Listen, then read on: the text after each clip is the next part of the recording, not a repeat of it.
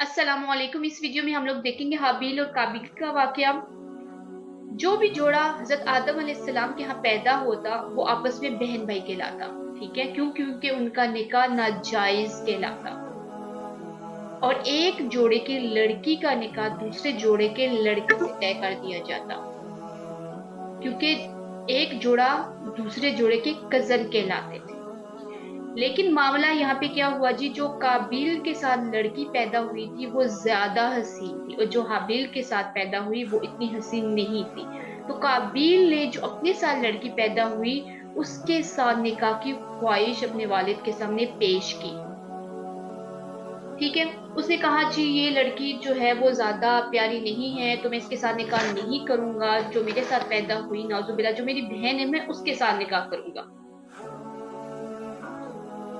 काबिल का निकाह जी हाबिल के साथ जो लड़की पैदा हुई थी उसके साथ तय हो चुका था। अब काबिल राजी नहीं था, क्योंकि खूबसूरती के मामले में।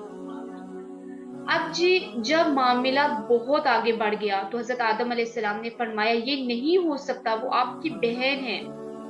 फिर भी काबिल नहीं माना। फिर आपने फरमाया कि इस तरह करो, दोनों सदका करो, कुर्बानी करो। जिसकी कुर्बानी को आसमान से आके आग खा जाएगी तो समझो वो राहे हक पर है, और जिसकी कुर्बानी गायब नहीं होगी, मतलब आसमान से आग आके खा नहीं जाएगी, वो गलत है। ठीक है, उसकी ख्वाहिश जो है वो रॉन्ग वे पे है। फिर दोनों ने जी कुर्बानी पेश की। हाबील की कुर्बानी कबूल होगी। जब हाबील की कुर्बानी कबूल होगी तो काबिल हसद में आ गया।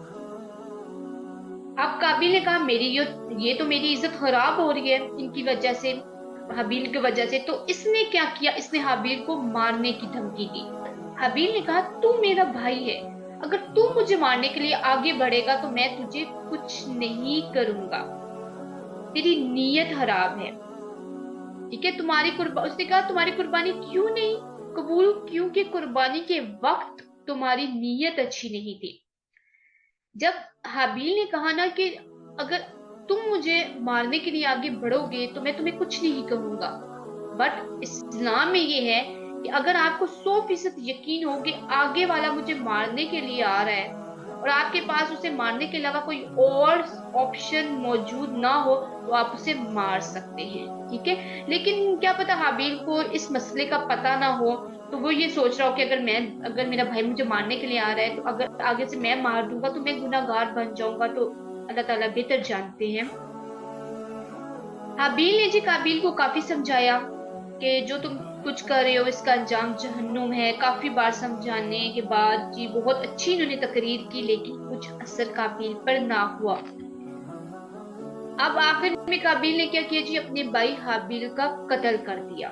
ये दुनिया में पहला कत्ल था। इसका कोई फायदा उसे नहीं हुआ, क्योंकि कुरान मजीद कहता है कि वो खसारे में हो गया, यानी बर्बाद हो गया। एक जगह आप सल्लल्लाहु अलैहि वसल्लम ने फरमाया दुनिया में जितने भी कत्ल होंगे उसमें काबिल भी शामिल होगा। अब कत्ल के बाद जी काबिल ने कहा अब मैं हाबील को छुपाऊं कैसे कि किसी को पता ना चले। तो कुरान कहता है कि अल्लाह ताला ने एक कौवा भेजा। वो क्या कौवा कर रहा था जी, वो जमीन खोद रहा था। क्यों जमीन खोद रहा था? क्योंकि दूसरा कौवा जो है वो मर गया था। उसको छुपाने के लिए उसने जमीन खोदी और उसे दफन कर दिया।